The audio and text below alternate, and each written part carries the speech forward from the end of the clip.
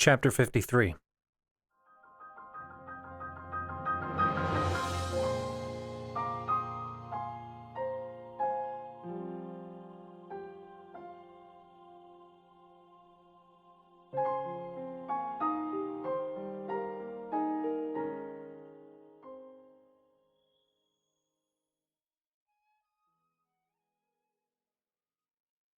Link stepped up to the wall, looking out at the expanse before him.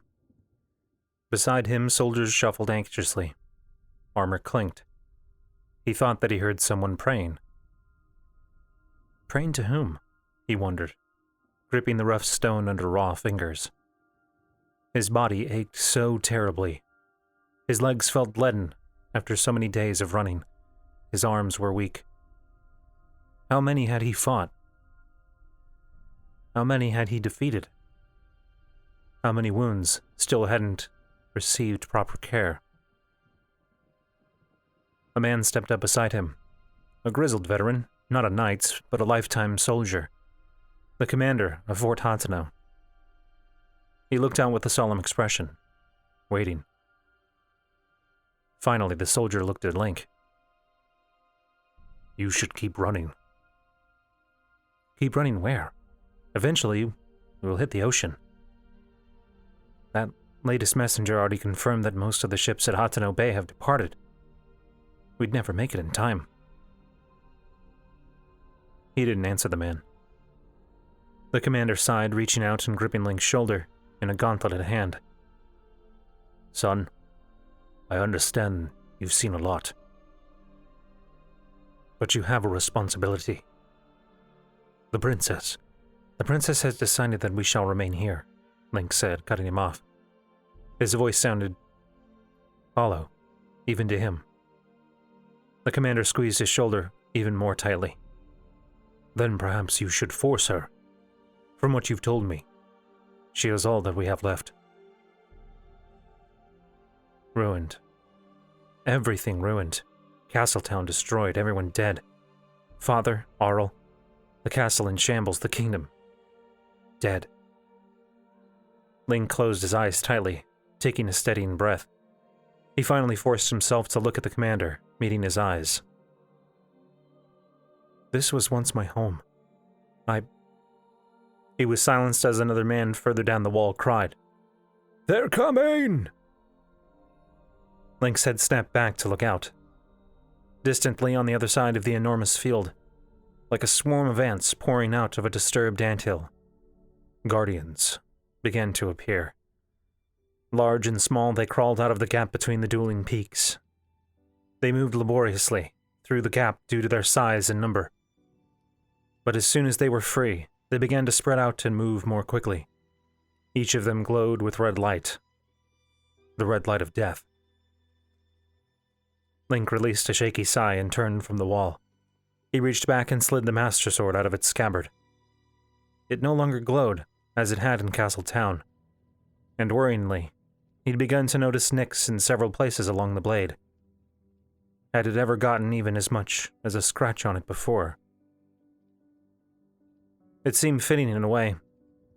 As he made his way down the stairs, he saw Zelda, still in her stained prayer dress. They hadn't even had a chance to find her a fresh change of clothes in all this time. Link's own stained and ripped tunic wasn't in any better shape.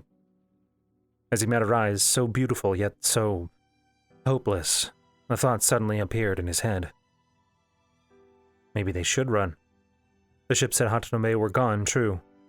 But what about further south? Perhaps Lost Shell Harbor. Or Palmore still had ships left. But no. He would not leave these soldiers. He'd already abandoned so much. He wouldn't abandon these men and women now. They would die here, and so would he. But maybe not Zelda. Zelda, She held up a hand, silencing him as he reached the ground. I know what you're going to say. There might be ships to the south. Maybe they haven't heard Link. She met his eyes and then shook her head. He closed his eyes, gripping his hand around the Master Sword tightly enough that his hand ached. Fresh pain blossomed in his chest like icy fingers around his heart. Why couldn't he protect her? Why couldn't he protect anyone? Something soft wrapped around him, and his eyes opened in surprise. Zelda pressed close to him, wrapping her arms around him. She rested her head on his shoulder. "I'm sorry," she whispered. Link dropped the Master Sword in the mud. He wrapped his arms around Zelda and squeezed her tightly, pressing his face into her back. They remained like that for what felt like a long time. Behind him, Link heard soldiers yelling, booted feet pounded across the muddy ground. Men prepared to die. I should tell her. This is my last chance. Link lifted his head and pressed his lips to the side of Zelda's head. And then he pulled away from her and bent down, picking up the sword. I'm sorry. I know I've already said it, but I'm sorry. For what I said in Castletown. He met her eyes. I was wrong. No. It would just cause her more pain, and to what end? It's best to just go. She bit her lip, starting to shake her head. Run, Zelda. Get to safety. I'll hold them back as long as I can. No, Link, don't. You have to go, he said, his voice growing harsh. Don't you understand? I can't. He released a pained sound, the words dying on his lips. Please don't leave me. He met her eyes and shook her head. I have to. He turned, beginning towards the open gate, where soldiers poured out onto the battlefield to meet the Guardians. Link! Wait! Closing his eyes, he broke into a run, joining the defenders.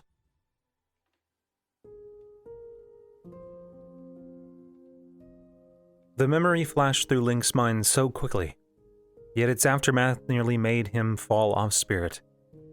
His last moments with Zelda, the loss of his family, his acceptance of impending death. Why now? Why bring this memory now? He gritted his teeth, clenching Spirit's reins tightly. This wasn't the end, and neither is this. He and Spirit reached the wall and Link leaped off, taking the wooden stairs up to the top 3 at a time. There, he found what he knew to expect. The army had broken camp. It advanced on Hateno village en masse. A horde of beasts with no formation, no ranks, but deadly all the same. Someone began to call for archers to ready their bows, and Link looked around, finding a bow sitting nearby. He picked it up but hesitated as men and women along the wall began to release arrows at will. The shots were wild and panicked, falling far short of their designated targets. The army was still too far out of range. Wait! Link cried, waving his hands. Though some of those nearest paused to look at him, most kept firing wantonly, wasting arrows. Damn it, he swore, and ran down the line to where the wall commander was. He looked like an old farmer. Where were the experienced Sheikah? And then he realized with a start that this man was a Sheikah, and still probably nothing more than a farmer. He looked terrified. Link grabbed him by the shoulder. Stop them from firing. They're out of range. They need to fire as one to drop the most with each volley. The man stammered. Despite whatever warrior training he received growing up as a Sheikah, this was almost certainly his first battle. How will I know when they're in range? Link spun to look out at the field, pointing. See where those arrows fell? That's in range. Give the order! Halt! Stop! Stop firing! It took several seconds before others on the wall paid heed to the Sheikah's commands. But eventually the arrows stopped flying. Command them to fire as one when in range. Call off the volleys. They can start firing at will at about half that distance. Do you understand? The man nodded. Good. Link turned and ran along the wall to pass the same instructions to others in charge. As he did so, he got a better look at the battlefield. Farm and forest alike had been abandoned or cut down, and the horde appeared to have attacked farms further out. He could see the skeletal remains of farmhouses that had once stood. As he observed the battlefield, other things began to stand out to him. Ideas formed in his head. The mountains to the north. The Gorons might be able to lob boulders down from there. There weren't as many monsters on that side, but it might do some damage. And if they could retake the plateaus and farmland there, they would even have a greater height advantage. Could the Zora do anything with the streams flowing in and out of the town? Link hadn't discussed that with Segan. Highly, I should have stayed here and let Sidon hunt down the Lizolfos, he thought bitterly. I might be the only one with even a hint of knowledge about this kind of warfare. They needed more archers and other weapons. Where were the Rito with their explosives? They would be needed soon, especially when the monsters began to bunch up as they neared the wall. He turned, searching for Teba. He saw the Rito in conference with several other warriors not far away on the ground. Link cupped his hands over his mouth. Teba! Teba paused, looking around, and spotted Link. He nodded, and then looked back at his warriors, giving them final instructions. They turned, each hurrying off in a different direction. He spread his wings, giving several powerful flaps to arrive on the wall beside Link. Do you have more of those explosives? Link asked when he landed. Teba nodded. Yes, and we've got some more for those Gorons as well. Good. I need you to try to strafe them when they get close. Hit them along the wall at first, and then start choosing the areas that look the weakest. Try to make the bombs last as long as you can. Nearby, the Sheikah commander called off the first volley of arrows, and Link looked over to see a cloud of them rise into the air and fall towards the distant enemies. He hoped the man hadn't been too hasty again. Link! He glanced down, spotting Sidon on the ground below. He glanced back towards Teba to ensure he understood what Link wanted him to do. When he nodded, Link hurried down the stairs to meet Sidon. How's it going? Sidon asked. It hasn't started yet, Sidon. Are your people watching the waterways in and out of town? Yes, of course. Good. Try to see if they can get some good vantage points to rain arrows down, too. Sidon frowned slightly and reached out, placing a hand on Link's shoulder. Link, you don't need to command this entire battle. Segan and the Gerudo are already drawing up fresh battle plans. Link hesitated, looking around. I need to protect them. I don't... People started to yell, and Link looked up just in time to see one of the men on the wall fall, arrows sprouting from his chest and neck.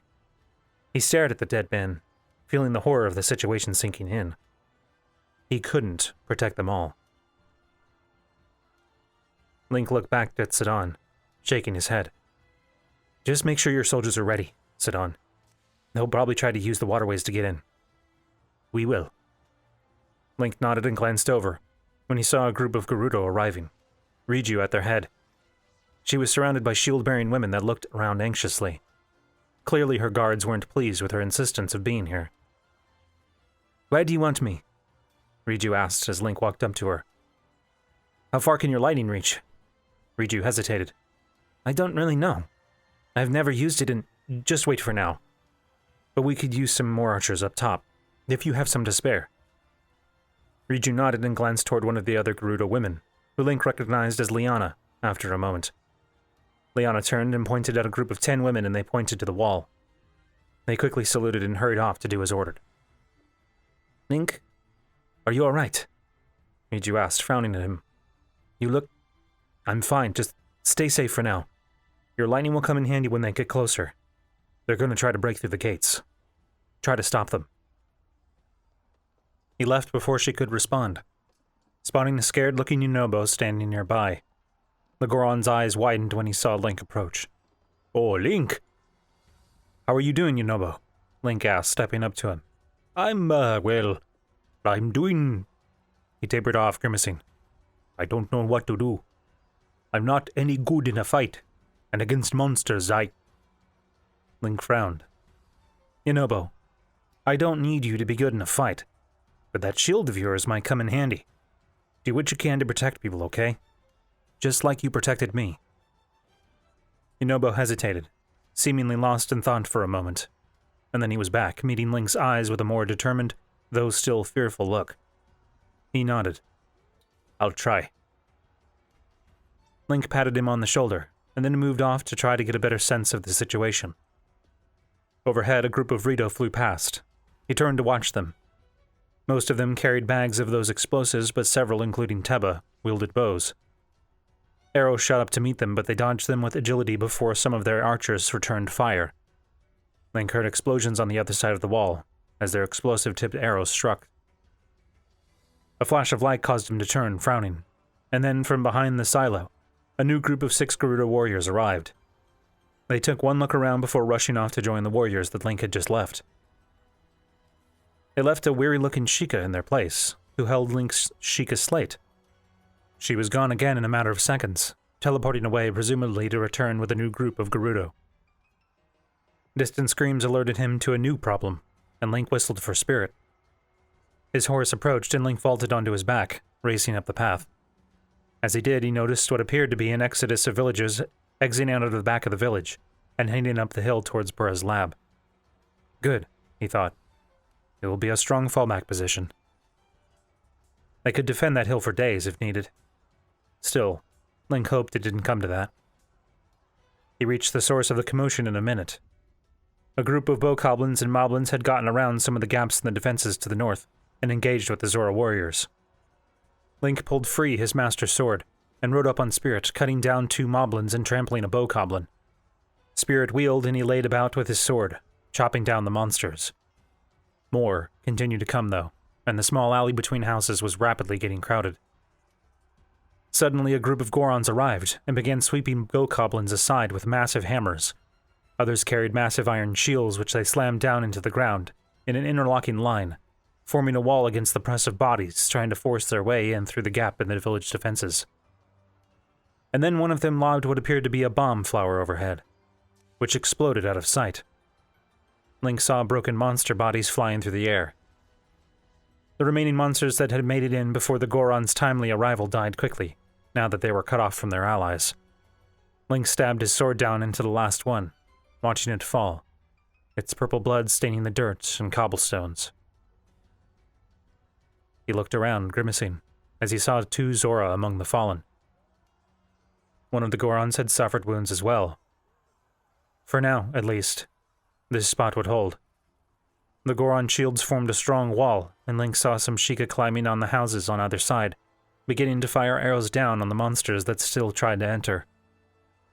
He turned Spirit and continued riding up through the village, looking for other vulnerable spots. Monsters had broken through in several spots, but had been beaten back every time. The northern edge of the village, while a difficult location to emplace man-made defenses, was naturally defensible with its cliffs and multiple levels.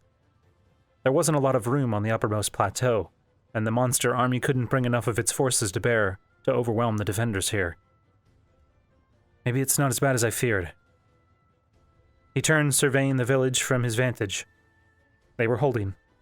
To the west, archers shot arrows down onto the oncoming army, and along the north, defenders fought with swords, spears, and shields. Maybe we could attack there, if we can push them off the northern plateau entirely. Lightning flashed and Link looked back towards the gate. A large number of archers had gathered right next to the gate, and Riju had joined them, wearing the Thunder Helm. She had her hands stretched to the sky, and Link saw a hazy bubble of electric energy around her. As he watched, more lightning struck out, each crashing down with a thunderclap. He felt a surge of pride watching her, though he wasn't quite sure why. And then he saw the large, single-eyed head raise up on the other side of the wall.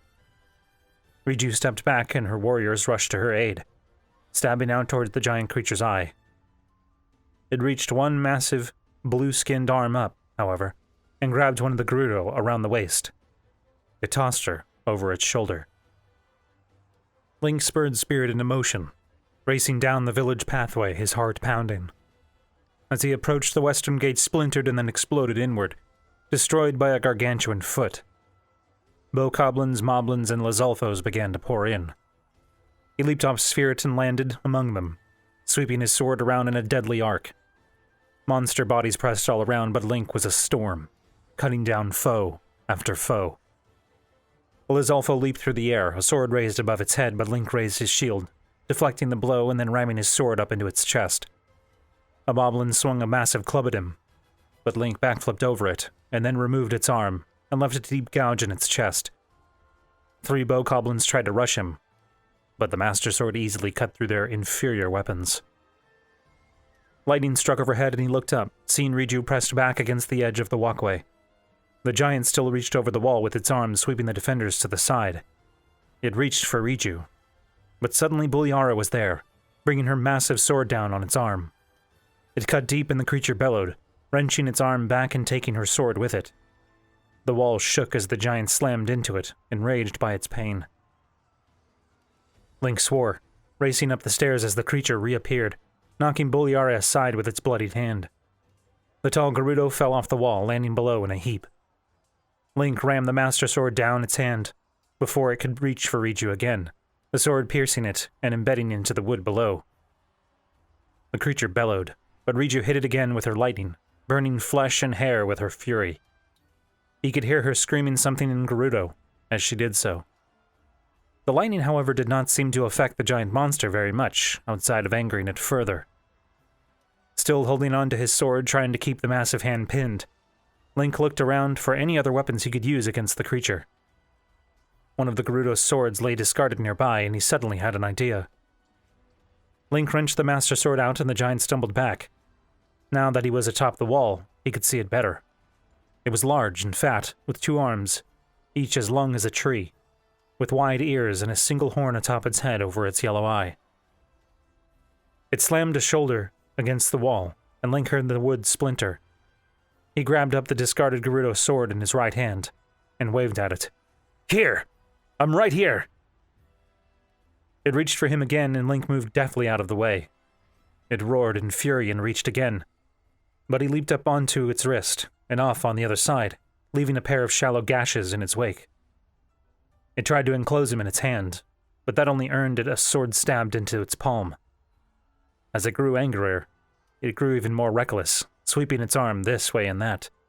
Its eye got closer, and Link struck. He jumped up onto its arm and ran several steps up its forearm before planting the Gerudo sword deep into its large eye. The creature bellowed in agony and recoiled. Link jumped off of it, landing back on the wall with a painful roll. "Riju! Hit it in the eye! The sword!" Link said, standing back to his feet. Riju looked at him, her mouth hanging open, and then she nodded. She clapped her hands together and a bolt of lightning shot forth from her bubble of energy, striking the hilt of the sword protruding from the giant's eye. There was a sharp crack of thunder, and when the light and sound faded, the creature fell back into the mass of monster bodies behind it, an empty smoking socket where its eye had been. He looked back down, grimacing to see a harried group of defenders fighting to push back the monsters pouring in through the gate. There were too many Gerudo, Sheikah, Zora, and Goron bodies down there. Rito flew overhead, dropping their explosive charges on the other side of the wall, sending limp forms flying through the air. If they could slow the tide and barricade the gate. "Riju, keep hitting them with everything you've got. Watch out for arrows." She nodded but bit her lip, looking back down. "Link!" He looked back at her. "Buliara, she pointed down and Link followed her finger to see Buliara fighting below, wielding dual scimitars that she'd gotten from somewhere. She appeared to be fighting to get back to the wall, but the sheer mass of monsters trying to force their way in prevented her from doing so. "I'll do what I can," he said, and then raced down to join the fray. Link found Sidon below, fighting as though he'd grown up with the trident in his hands. A pocket had opened up around him, as monsters were driven back by his sweeping blows and deadly thrusts. Several others of the Baz brigade fanned out behind him in a wedge formation, each fighting to stem the tide. He saw Gorons nearby as well. Several of them wielded iron shields that he'd seen earlier, but they weren't as effective as before. There were just too many of the monsters. He would have to fix that. Link released a war cry, landing among the monsters. He began to fight through them until he found Buliara. She sported several cuts and bruises, but she still fought, spinning around with her scimitars and cutting down 3 bokoblins at once. "Buliara!" He ran a moblin through that prepared to do the same to her with a spear. "Riju needs you. She's going to be a target up there." She looked down, meeting his eyes briefly, and then looked behind him, at the path he'd opened for her. She nodded and then rushed past him, issuing a cry that was taken up by several other Gerudo that all converged on the stairs as well.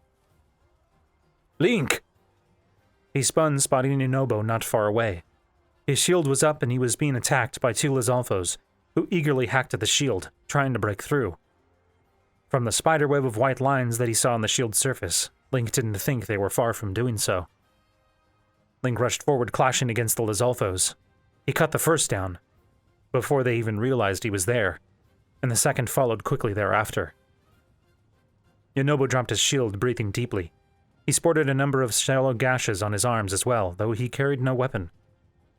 Link wondered for a moment why he was even there, but then he saw the Sheikah man sitting on the ground behind him, bleeding from a wound in his leg. Link felt a surge of pride for the terrified-looking Goron. "Good job, Yunobo. See if you can get him to that shop over there. I think that's where the injured are retreating to." Yunobo stammered a response, but then did as Link suggested, turning and picking up the surprised Sheikah man, carrying him away from the battlefield. As he did so, reinforcements raced down past him, joining the fight over the gate. Turning, Link surveyed the battle. Some Gorons had managed to reach the gate and closed one of the two massive doors, slowing the enemy entering the village. The others that still remained were falling quickly, as more of the Hyrulean forces arrived. As he watched the other doors swing shut, and Gorons pressed their backs to it while others began reinforcing it with extra wood. Taking a steadying breath, he ran forward again, holding the Master Sword high. The battle progressed for hours. Link rode Spirit back and forth, doing what he could to shore up their beleaguered defenses. As he did so, he noticed an odd pattern. When he showed up, the tide of battle turned. It wasn't just his own combat prowess either. The others fought differently when he was around. Whether they were Hylian, Sheikah, Zora, Goron, Rito, or Gerudo, his presence made a difference. It was the first time that Link truly saw the effect that he had on the people of Hyrule. The effect that Impa and Kaz both told him about. Where he went, he brought hope with him. And he now saw that it could be used as a weapon. And so he fought. He fought long past when another man might have given up. He fought until blood and ichor covered him, and his arms felt leaden and sore. He fought until Mipha's healing and his own time-slowing abilities were long since spent. He fought like a man with nothing left to lose and everything to gain. And Hatsuno Village held. Despite the overwhelming numbers and the inexperience of many of the fighters, the village held against the monster horde. Though the walls shook and men fell to arrows, swords, and clubs, Link's ragtag force gathered from every corner of Hyrule, pushed back and denied the enemy its prize. The townspeople of the Hatsuno village, the ones who were too young or feeble to fight, were kept safe. Finally, as the sun set, the battle ended. The monster army pulled back, leaving behind hundreds of corpses piled high outside of the wall, or on the fields to the north. The weary Hyrulean force, the first truly unified force, however small, that Hyrule had seen in a century, watched them go with cheers on their lips. But it was not over. The monster army did not leave, they simply pulled back to regroup. Already Link could see new campfires being set up. They would be back in the morning, and likely even more ferocious than before. It was clear to him that the village could not hold much longer. Time was against them. The defenders filled the village to bursting, and they just didn't have enough resources and food to go around. Most would sleep on the bare ground tonight, hungry and exhausted.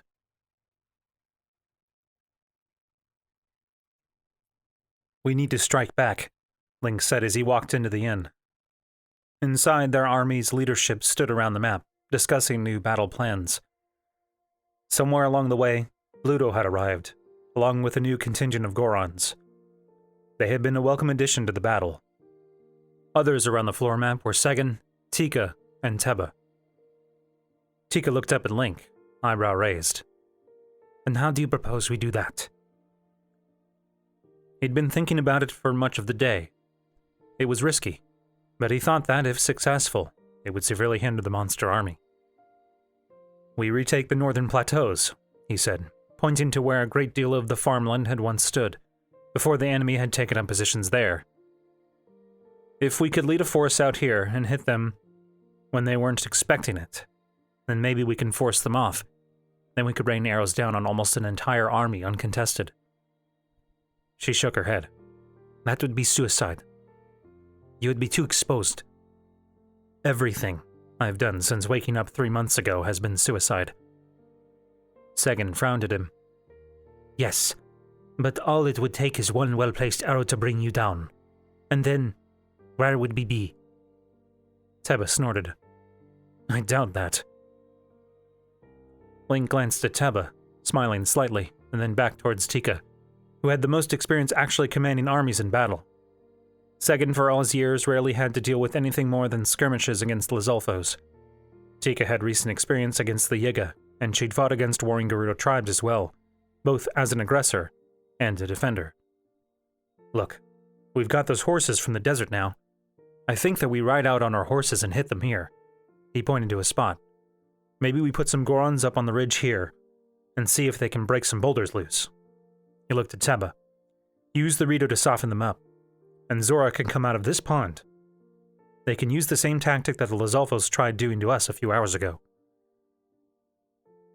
Perhaps it was his growing reputation as an unstoppable force on the battlefield. Or perhaps it was the fact that each of them had in the past tried to stop him from achieving his goals and failed. But no one argued with him. Satisfied, he stepped back from the map. They could figure out the logistics. For now, he wanted to rest. His legs felt ready to give way. He approached the stairs and made his way up to the second level of the inn, where he knew the Sheikah elders had made their headquarters. He opened the door to one of the rooms, finding that the bedroom had been converted into some kind of laboratory. Since Purris Hill had been largely taken over by the villagers, she had brought many of her notes and materials down here to work in a semblance of privacy. Robbie was in here with her, as was Impa, though he knew that she had spent most of the day working in the triage tent that had been erected nearby. Paya wasn't there currently, but Link had seen her around not long ago. She had spent some time fighting at the wall, but then grew weary.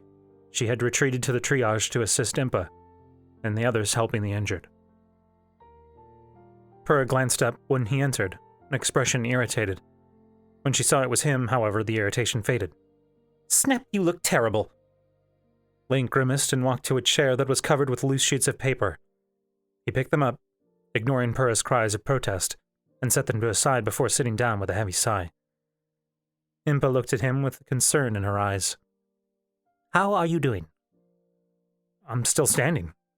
Link paused. "Or I was." She scowled at him. "You look exhausted. You've been pushing yourself too hard." He looked at her, eyebrow raised. "I don't really see how I have any choice in that matter." "You fought longer than anyone else out here today. Even that Zora Prince finally let his gods drag him away when he could barely hold his trident anymore." "Yeah, but..." He sighed and looked up towards the ceiling. "How many people did I protect by doing that? How many lives were saved? How much hope did I give?" Impa grunted. "Eventually you're going to have to ask yourself how much hope would be lost if you were to fall now, when you are so close to taking this land back for good." "Oh, Impa, don't be so damn hard on him," Purra said. "You know he's always been better with his sword than his brain. Let him do what he's good at." Link rolled his head on his shoulder to look at her. "You just couldn't help yourself, could you?" "Nope." Link fell silent for a time and then groaned, sitting back up straight. "So? What have you found out?" Purra glanced towards Robbie, who stepped forward, smiling. "We might have something." The triage was originally little more than a canopy that had been erected to protect the injured from the sun. As the day had worn on, it grew, using the multicolored fabric from the nearby dye shop to build upon it. Now it looked like a menagerie of colors and designs, and it was filled with an assortment of people just as varied. Link wasn't sure if he wanted to come here. Honestly, he didn't know what good he could do, yet he went anyway. These were the people that he hadn't been able to protect. These, and of course the dead who had been gathered elsewhere. He hadn't dared go there yet. He feared that he might recognize some of the faces. There were no beds, so the injured lay or sat on the ground, being tended to by a group of men and women, many of them too old or young to fight, most from Hateno village, though some had been brought from the other races' homes as well. Healers and physicians that knew the specific physiology for each race were invaluable. As Link entered, he saw Riven being tended by Dunma, his daughter. Riven's arm now ended in a stump just below the elbow, courtesy of a Lizalfa that had attempted to kill Sidon when his back was turned. Sidon was there too, kneeling beside Riven and speaking to him softly. He appeared to take the injury of his friend with some difficulty, and Link could remember their first meeting, when Sidon had put himself in danger by tackling the other Zora out of the electrified puddle. The prince was close to his guards. They were friends with each other. Yet it didn't ever seem like there were questions of duty. Seeing them made Link feel irritated at his past self's concern over duty with his friendship with Zelda. Of course, he also couldn't deny that there was a difference. His views on Zelda had not stopped at friendship, and he wondered if theirs had either.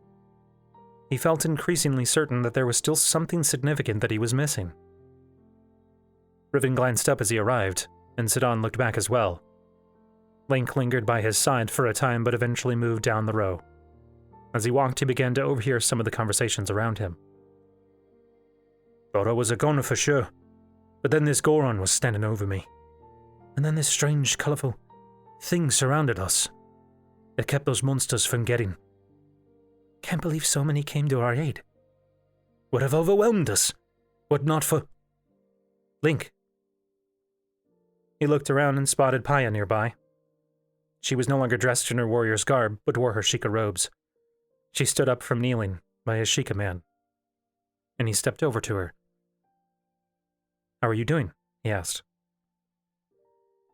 Paya looked as exhausted as he felt, and he reminded himself that she'd been assisting Purah with her research before the battle had even begun. She'd had almost as long a day as he had. "I am all right," she said. "Grandmother says I should rest, but..."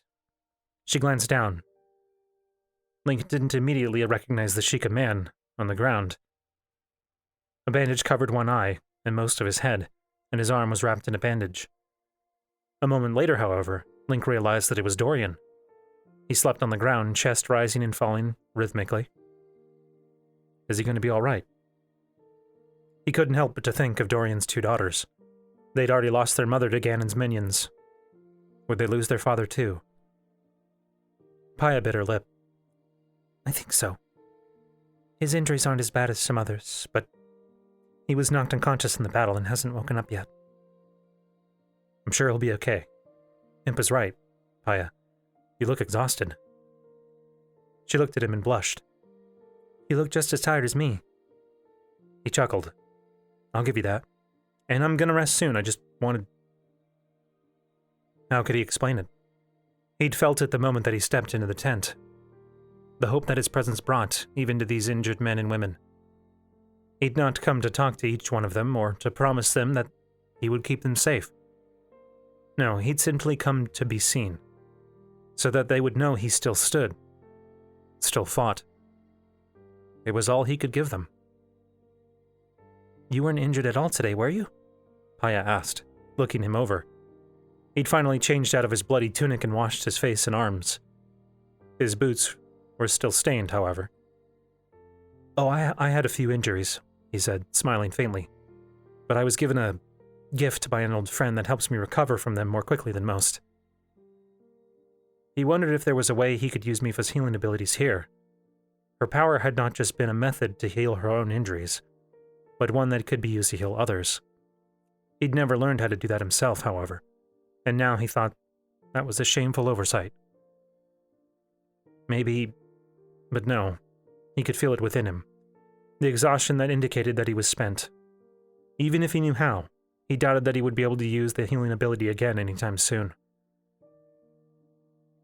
A soft musical note suddenly floated through the room, and Link turned, spotting Cass sitting on the floor some distance away, playing his concertina. "How long has he been here?" He's been coming and going. Aya stepped up beside Link to watch Cass play. He helps a lot. He keeps telling stories, too. She looked at him, suddenly embarrassed. About you, actually. Of course he is, Link said, smiling wryly. Other stories, too. He knows stories from each of the race's histories. I've even heard him tell some tales about the Sheikah that I thought only Grandmother remembered. Heroes from ages ago. He nodded. His teacher was a Sheikah court poet, from before the Calamity. It doesn't surprise me that he would know some Sheikah tales.